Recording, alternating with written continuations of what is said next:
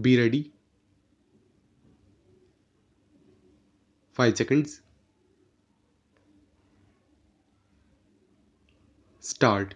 Sir, no governments, no party has any magic solutions to these problems, and these problems are going to be with us. The problems of reviving economic growth, the problem of massive unemployment, the problem of resource mobilization, the problem of saving investment, etc., the problem of energy, the problem of shortage of power, electrical, hydro, and other forms of power, not the political power, for there is no shortage of political power, but there is shortage of this power where every scheme of areas, every project of areas, almost every unit of enterprise is roadblocked because of the shortage of power and energy. The problem is of finding a happy combination between hardcore economic policies for economic revival with distributed justice with constraints on the growth of the kind of economic activity which would deprive merit. How to find this balance and how to revive the economy. These are massive problems for which we need a massive national effort, and I am pleading for a new national consensus, the path that has already proved to be the most suitable, the path of the public sector enjoying the commanding heights while we retain freedom of enterprise in certain important sectors. Sir, the President has also in his speech mentioned the international situation, although in somewhat subdued terms because of the gravity of the situation. There is no doubt that the international situation is grim. The psychology of the Cold War is again gripping the big power. Sir, we have had an occasion to discuss certain developments on our borders, Afghanistan and Pakistan, and I have spoken on them at length, and I do propose to repeat those things. But I would like to submit three major factors in the international situation at present, positive and negative. Only when we understand these can we evolve suitable responses also. One is the problem of adjustments to the realities of the new situation.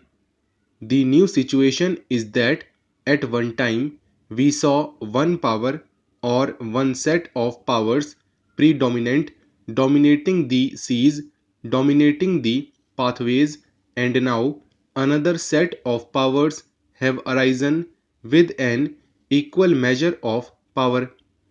To find adjustment and harmony is one of the major problems.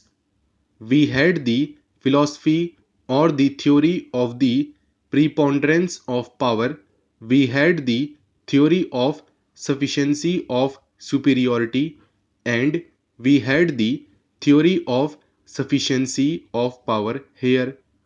My dear friend, the agriculture minister is here. I do not know whether he is interested in the international problems, but I hope he will convey some of our ideas to those who are directly dealing with these. I would like to mention the second problem. It is also a negative one, if I may put it in this kind of cliche, that the power of the powerful is increasing at a fantastic rate, and that the distance between it and the other is increasing sharply. We have seen the experience of the UNIDO conference, which is taking place these days, how difficult it is for the international community to work towards a new international economic order because the powerful do not find it in their interests to agree to a new international economic order which would be more just, and that makes it necessary for us precisely for that reason to concert forces with all other similarly situated countries to work for a new international economic order. But the third factor, which I will mention and which is a positive factor, is that the power of the powerful may be increasing at a fast rate, but there are limits to the use of that power. You have enormous weapons which can destroy the world many times over, but you cannot use those weapons. The balance of terror has given leverage to less powerful countries, those countries who may not be a large power like India and others, to come together, to work together, and to exercise more leverage. And finally, sir, I would like to say that there is an immediate problem for this country because for the first time we are being encircled.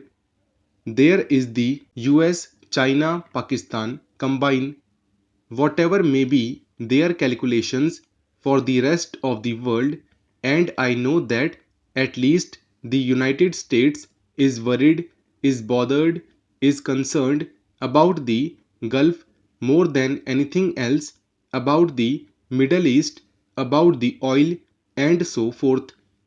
The actual impact of what is happening, the actual consequence of it is encirclement of India for the first time by three major powers.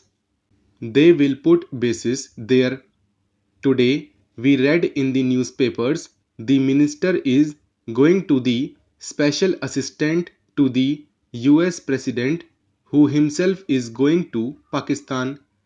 Now, this is an ominous development for which we must find suitable responses. I would suggest a multi pronged approach. The first element of that approach must be to exercise all our influence to restrain the big powers.